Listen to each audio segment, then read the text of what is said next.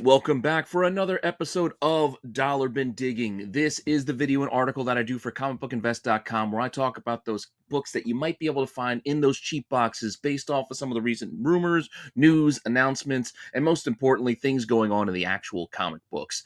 This is actually my 300th episode doing this. Yes, I've been doing this for years now. I can't believe I've already done 300 episodes for Dollar Bin Digging. Granted, I missed some weeks here and there, like last week, but when you add it all up, it does accumulate pretty quickly. With that said, since I missed last week, I still had a planned show, so this episode might be a bit of a double-sized episode, so it might run a little bit longer than normal. We'll see how it goes as we run through it, but hopefully you're on board for that, and hopefully you're on board for everything else we have here on the channel. Please let me know what you think in the comments down below. Make sure that you like, you subscribe, you hit the alert button so you don't miss anything. Keep telling your friends so we can keep growing the channel, and if you want to see this week's rundown, just hang out for a few seconds after the intro, and I will be right back.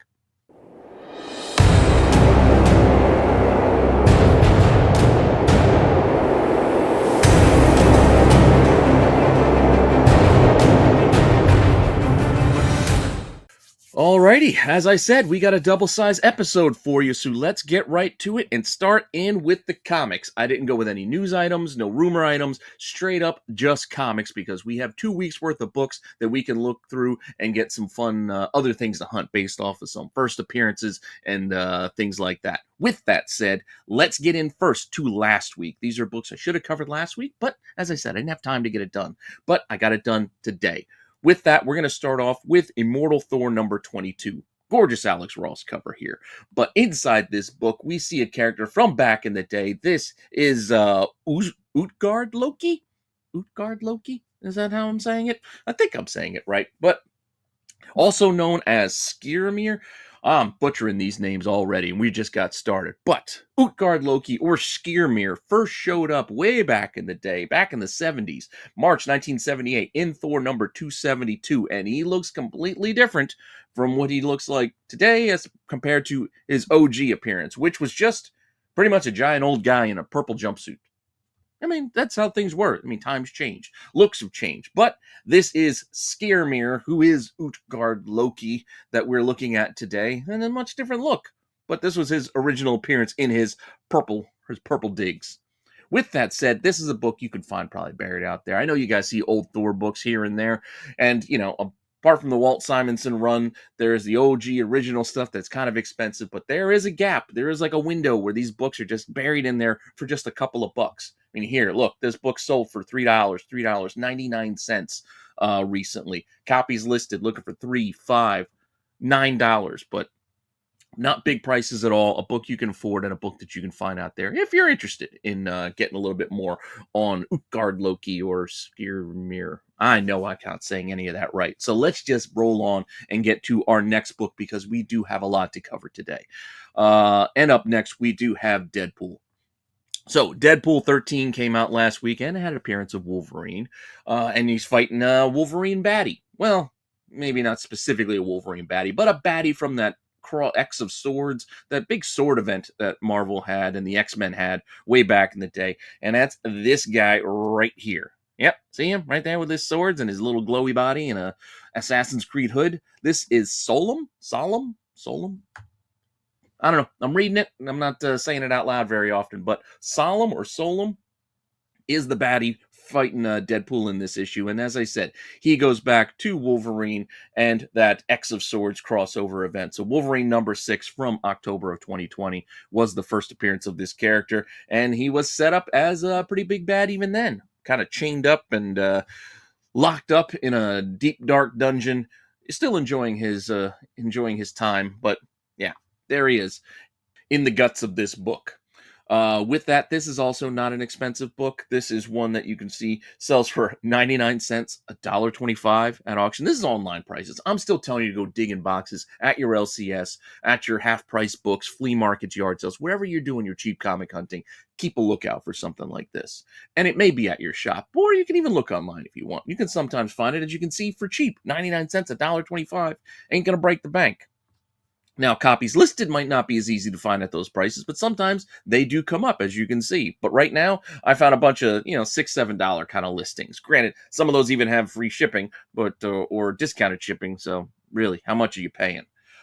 With that said, I'm going to take a pause from Marvel for last week. We're going to get back to Marvel for this week a little bit later on in the show. But for now, we're going to look at DC's books from last week, starting off with Poison Ivy, number 32. I made a joke about this somewhere along the way. I don't know if it was on the show or on over on CBSI, but yeah, I didn't even know really much what goes on inside these Poison Ivy books. They just seem to mostly sell for cover, but there are stories inside of these things. As evidence of that, inside the most recent issue, issue 32 from last week, we've got this big Swamp Thing baddie, one of the Parliament of Trees. Yeah, this is Bog Venus. Yeah, I know. Looks change. Again, as I mentioned, we had Skier Mirror earlier.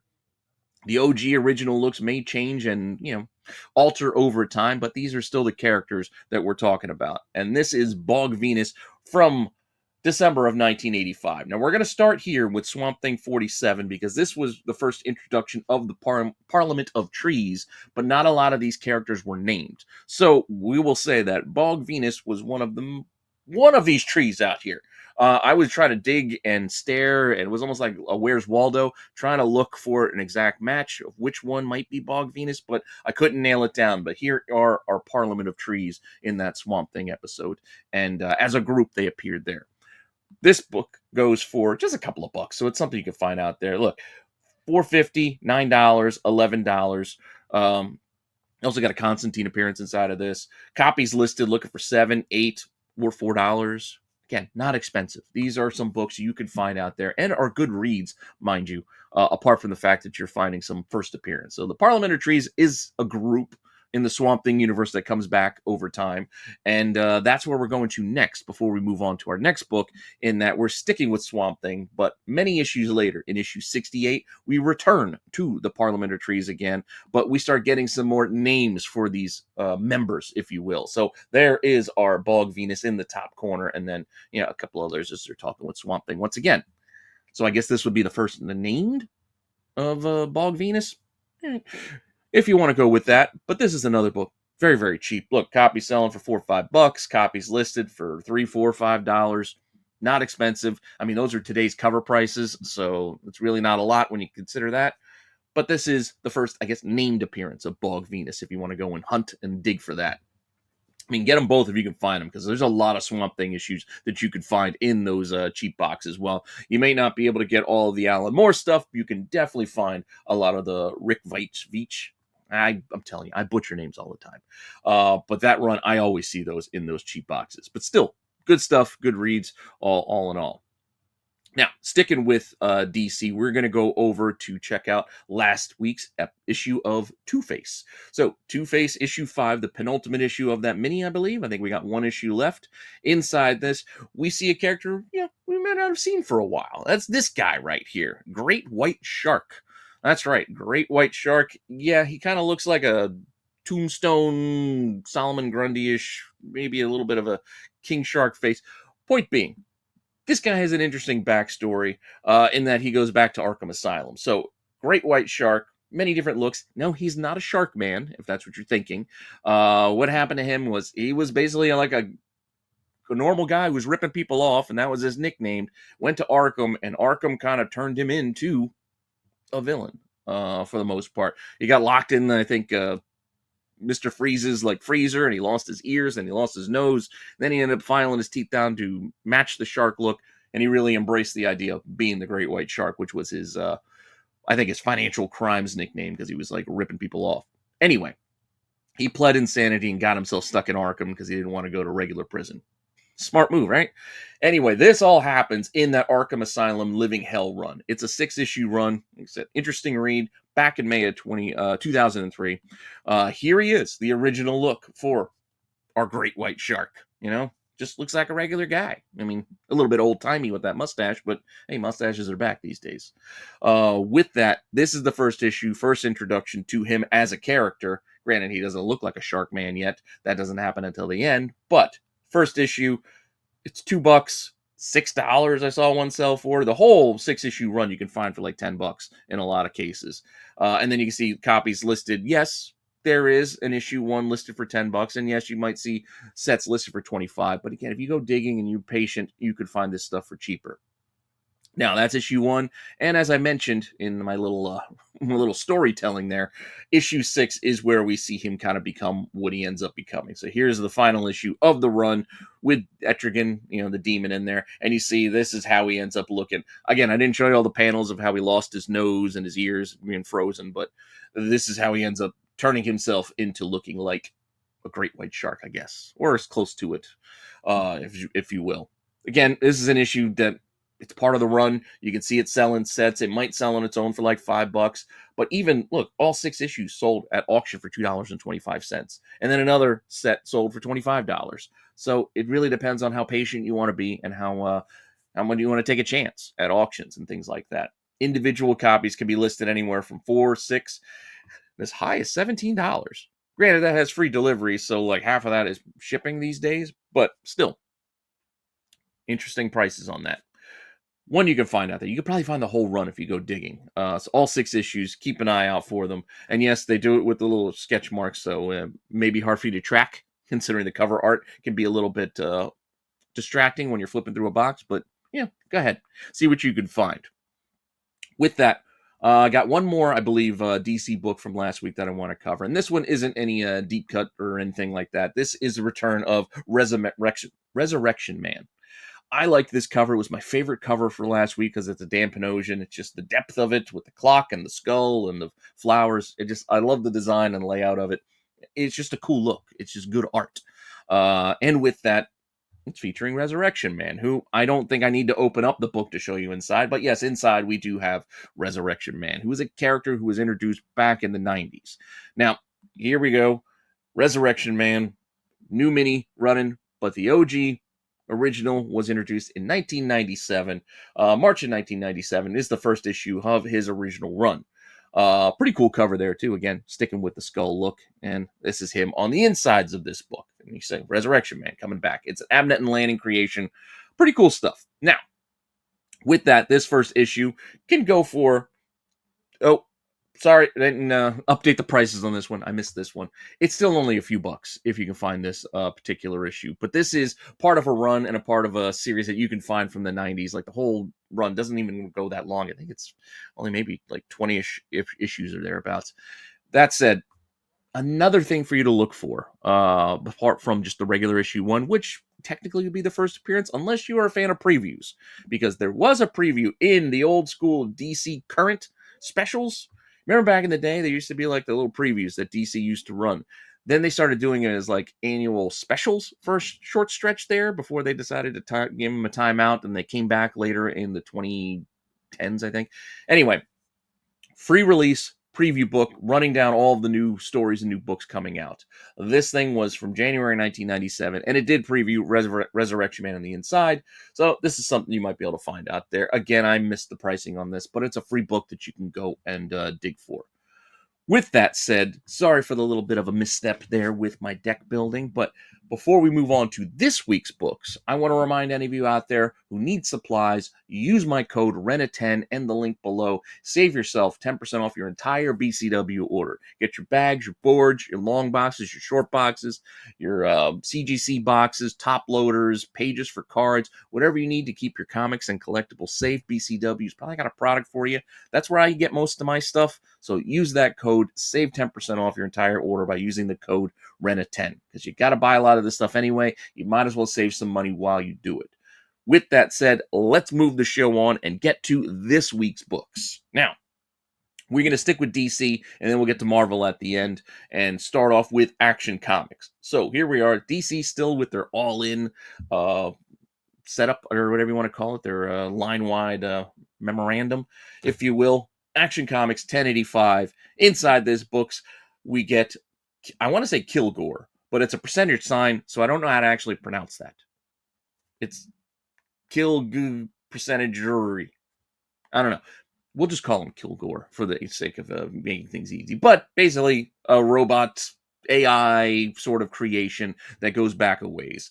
It's going to be fighting here with Superman. So Kilgore, again, being a robot AI product, the form that Kilgore takes can be a lot of different things. We've seen it from Silver Surfer looking dude with braids to a big beastly thing with a cybernetic, dreadlocks like a predator. I don't know. With this goes back to the Flash run from the 80s. So May 1987, in the third issue of that Flash run, we are introduced to Kilgore with the percentage sign. Granted, it kind of shows up like on monitor screens, and then he's also controlling other, robotic things. So it's more of a presence than an actual person, I guess you would say. More like AI thing. Like I said, it's a robot idea. With that, this is a book, again, even from that Flash run, it's not that expensive. You could find this out there. Copies selling for like $5. Copies listed for $4, $5, $7. Not an expensive book at all. You could find this one out there if you want to go and dig for it. And again, I'm not saying this is going to be the next big thing, the next huge Superman villain. You're going to see him in the Superman movie this summer. It's just a fun book to hunt. It's a first appearance you can go and dig for when you're out there, and sort of a scavenger hunt kind of game for you. Just something to go and dig for, keep you interested, and keep you, keep you on your toes when you're flipping through those boxes. Something to add to the mental Rolodex. All right. Also out this week, and this one we're going to do a little bit of a deeper dive with some of the characters. We had another mini starting for Fire and Ice, When Hell Freezes Over. Welcome to Smallville. They had a mini not that long ago. A lot of characters in this story are introduced in that last one, but there are plenty that we can talk about still. Most notably, our main characters here. So, I think we've run these two down before, but I'm going to do it again for anybody who didn't watch those prior shows. So, bear with me. We got Fire and Ice. We're going to start with Fire. So, character of Fire, Beatrix. She has also been known as the Green Fury previously. So, technically, this is another universe. You know how DC works. It's not the mainline DCU, but the character that is Fire, technically, and technically Green Fury, and subsequently Green Flame, before becoming just Fire, was first in comics as part of the Super Friends comic book. So, October 1979, part of the Super Friends, we're introduced to this Green Fury character. And again, since it's the Super Friends, it's not the mainline DC universe. It's a sort of a separate, alternate reality, multiverse type of deal. With that, here she is inside this book, right here, Green Fury showing up against Superman. Joins the, what were they, the Global Guardians, I believe, what they went by, something like that.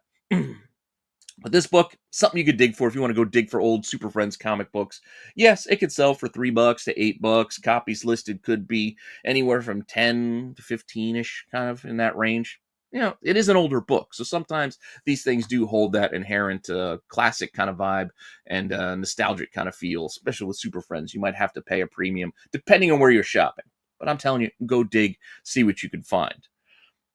Now, in the actual mainline DC universe, and again, even that has been retconned and with crisis events and redos and everything, New 52 and all that, Rebirth, it gets convoluted. Point being, if you want to look for more of the mainline in-universe type of stuff, then you're going to be looking at DC Comics Presents 46 and those Global Guardians. I believe we've talked about them before here on the show. I can't remember which character we might have looked at. It might have even been Green Fury and Fire before. I can't remember why we brought this book up, but this is from March of 1982. And inside this book, yes, as part of the Global Guardians, we see Green Fury. You could find this book out there. It might go for a few bucks more because it is a first appearance of a whole team and more characters there, but it still can be found for as cheap as $1.70, $5 to $8. Copies listed could be anywhere in the $5, $4, $12 kind of range, depending on condition. And there might be more expensive copies listed than what I'm showing you here. Sometimes for the cheaper stuff, you might have to get something that's not quite near mint, might be more mid-grade, might even be low-grade. But if we're just talking about collecting just for the sake of collecting or reading for the sake of reading, you don't need a 9.8 copy to do so. Apples to apples, depending on what you're looking for. I mean, I shouldn't say apples to oranges, depending on what you're looking for as a collector. If you're looking just to collect, just based off of something you want to go get slabbed and graded, dollar bin digging may not be the best thing for you because a lot of times these books aren't in that 9.8 type of shape. You might get lucky, but a lot of times you're going to get a ding or two if you're flipping through the cheap boxes. That's why they're in cheap boxes. They could be a little bit damaged and well-loved. With that said, let's move on and go away from the Global Guardians and bring into the Justice League International. Now, this is more the Fire and Ice most people today think of. This team, this pairing, this duo. So, December of 1987, as part of the international run. So, you got Giffen writing about these two. And at the time, they're still not Fire and Ice. They are still Green Fury and Ice Maiden. Ice Maiden with a whole different backstory, and there's a different Ice Maiden, which we'll get to in a minute. But these two are introduced here, still part of they're retconning them as both being members of the Global Guardians and kind of best friends in that story, in this issue. Now, I'm going to pause here because we'll get back to this book because we do have to bring up Ice. So I'm going to pivot on over to Ice first before we move on with that book. We'll get back to it. But here we have Ice.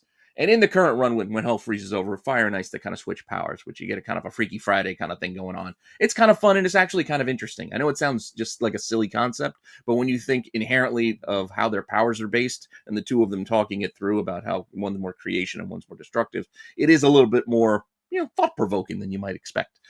That said, it's still a goofy comic book. I'm not telling you this is Shakespeare or anything like that, or the best read in the world. I'm just saying I was pleasantly surprised with parts of this book. With that said, let's look at Ice as a character here. So Ice, as I mentioned, was also previously known as Ice Maiden. So we're going to look at Ice Maiden for a second and go back to that Super Friends run. This is with issue 9 of the Super Friends from December of 1977, and we can see our Ice Maiden character here. So previous version, Norwegian Blue character, but they're not really the same person. I'll get to this in a second, but just give you pricing first. This is a book you can dig out there. Again, $8, $6, $4. Those are recent sales. Copies listed $4, $10, $12. Again, depending on condition and where you find it, it will kind of influence that price. But you can still find this for cheap. This is not a huge book or a key issue it's like a super key issue. This is kind of some fun stuff because this Ice Maiden character isn't really the same Ice Maiden that we're getting now with Ice. As I'm trying to explain, there was a pivot in there where, yes, a different Norwegian name with Sigrid Nansen, a different Ice Maiden, could be that character that kind of gets carried through the DC universe. And not technically this Ice Maiden, who is Tora Olafsdottir. Yeah, again, a lot of retconning and a lot of changing and a lot of twists and turns along the way makes this a little convoluted as far as what book you want to get. But with her taking the name of Ice Maiden, and I'm pretty sure there are two different ones at this stage. So that Super Friends one is not exactly the same Ice Maiden who becomes Ice. That's the Sigrid one. We're looking for Tora, who, again, we'll go back to this Justice League International for now and see her introduced in that 87 book, along with Green Fury, to eventually join the team. Like, they're looking to leave the Global Guardians and sign up with a new squad. So they're going to come here and join up with the Justice League International team, in the subsequent run. This book can sell for $2, $5, $9. It's also got Maxwell Lord in there, so you got that kind of cool aspect to it as well. $5, $4, $9. It depends. Depends on condition. Now, at this point, they're still both Green Fury and Ice Maiden. But a few issues later, as they're joining the team, we have Justice League number 19. Justice League International issue 19. So this is from July 1988. And inside this book, kind of not even them on panel, we find that they've decided to change their name in a conversation between these two. So what's with Fire and Ice? I was like, oh, well, Green Flame and Ice Maiden decided to go with a little name change. So, boom. Now, from this point on, they are now Fire and Ice, and these are the characters we know today. So, this is a book you might want to keep an eye out for as well, for that name switch. It's also a pretty cool Lobo story with Guy Gardner. It's a mirror image of the other one, where Lobo's holding Guy. Guy gets his revenge, I guess, on this cover. He gets his say in things. Those books sometimes sell as pairs. I found a lot of pairs. I had to kind of sort through it to get away from those two mirror issues. I think it's 17 and 19 or something like that. Anyway, $4.50, $1.70, $3. This one on its own sells for a lot less than the other one. Copies listed $5, $2, $10.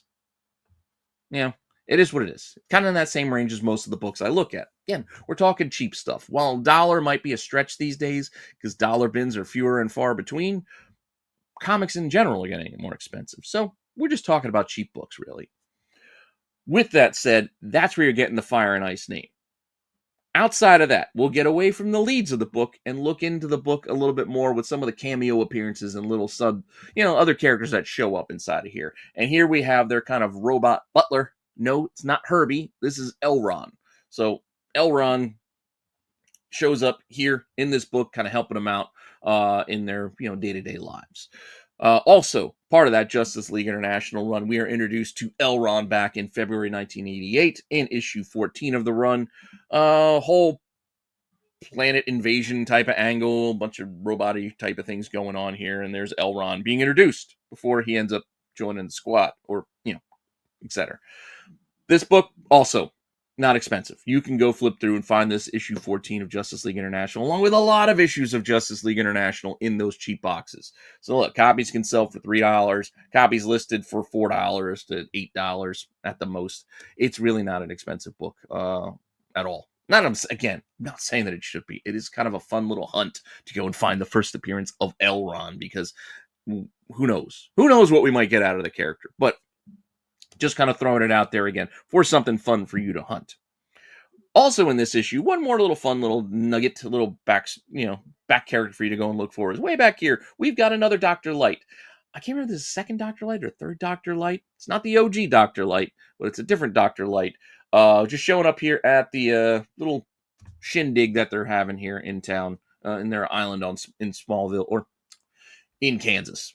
Again, you got to read the Welcome to Smallville storyline to figure out what's going on here with this island and all that, but we're not going to get lost in the weeds there. We're just going to go back and look at this character of Dr. Light. Kimio Hoshi, if I'm saying it right. This version of Dr. Light actually first showed up in Crisis on Infinite Earths back in 1985 in issue 4. So, darn it, I don't have the interior panel of this. Another thing that I missed in my rush to get this done for today. But she shows up inside this panel. Just trust me. I don't have it here to show you. This is my old Tiger Division panel. We'll skip that. Go to the price of the book and see that, yes, Crisis on Infinite Earths, issue 4, on its own, really ain't that much of a pricey book. $1.59, $3.83 as recent sales. Copies listed, $5, $10, $12.50. Yeah, there might be some higher asks. So depending on what you find out there, maybe you make a couple of bucks if you want to go and dig and flip for books, flip books that you dig for. I mean, there's nothing wrong with that. I used to do it too. I just don't have the energy to go through that process any longer. With that said, let's keep it going and let's keep it rolling. Sorry for all the mistakes on the show here today, but you guys should know by now, that's par for the course. Not everything I do is perfect. I'm a one-man show here, and I'm just going to try to keep rolling it on and keep having fun talking about comics. So, with that, let's go on over to the Marvel side of things that we've been missing. Daredevil number 20 this week. So, you're reading Daredevil Born Again, you might say, hey, let me go dip back into the Daredevil comic and see what's going on, and find that he's wearing his 90s costume and mixing up with characters from that time frame as well. Why? I don't know. With that said, we have it here, not just on the cover, but inside the guts of this book. They're kind of telling you a little bit of backstory of how we got here and reintroducing you, if you will, to the character of Nyla Skin, who was, I think she met Matt at the time, homeless or something, and they were on the streets. It's back in the run from those early 90s in this issue of 285 of Daredevil. So August of 1990 is when he first meets her.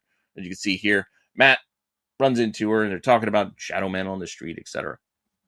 She's doing some graffiti on the wall or something. With that, again, this is a very cheap book, so you can find the first appearance of her if you want to go and dig for it in those cheap boxes. Copies sold for $1, $3. Copies listed $4 to $8. Again, if you're patient, you could find them for cheaper, but it is marked and known. Also, bullseye appearance in here as well, but first appearance of Nyla Skin. With that, moving on to Laura Kinney Wolverine. Now, why are we going to look at Laura Kinney Wolverine? Well, I just thought it would be kind of fun and to kind of get into not just first appearance of a character or hero or whatever, but how about a name? Going back again to the name thing. Since we talked about the names with Fire and Ice, with Green Fury and Ice Maiden, let's look at what Bucky is calling himself these days. Sort of, but not all the time.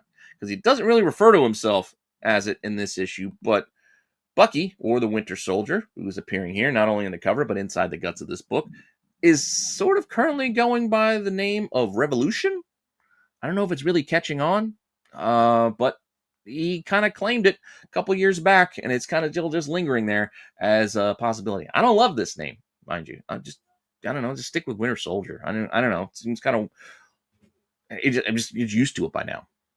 But anyway, the name Revolution was an older character, but Bucky decided to take on that moniker in Captain America Sentinel of Liberty #6 back in November of 2022, where, again, he's fighting with Rogers, and at the end of it, you can call me the New Revolution. So he's the New Revolution here. It kind of goes by that for a little while. And I guess it's still technically his name? I don't know. I mean, names are... They are what they are, but if nobody's using it, I don't know how important that is. But still, for fun, you can go and find this book if you want to go and dig for it, because it's not very expensive. Look, copies sold for $1.60, $3, $7. And yes, there are different covers for this book, so keep an eye on that as well. This is a more modern book. They like to throw out multiple covers for everything. Copies listed, $1.48, $3.99, $3.99 for that other cover, the Extreme X-Men variant.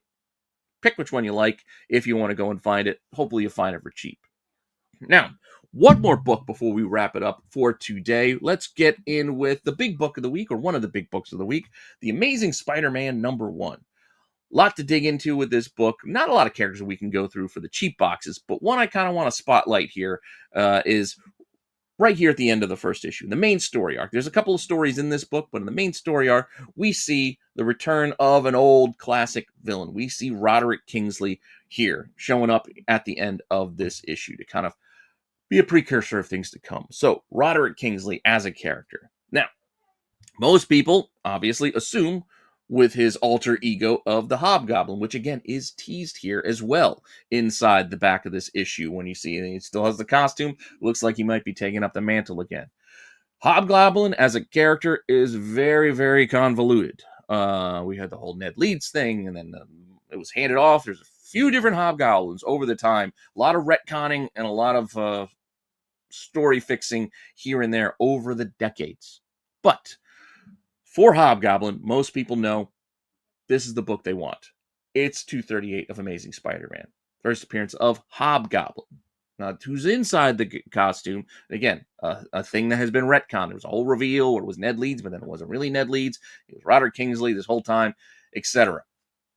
Point being, brought up in the comments of the Hot 10 for this week, is another book we should be keeping an eye on.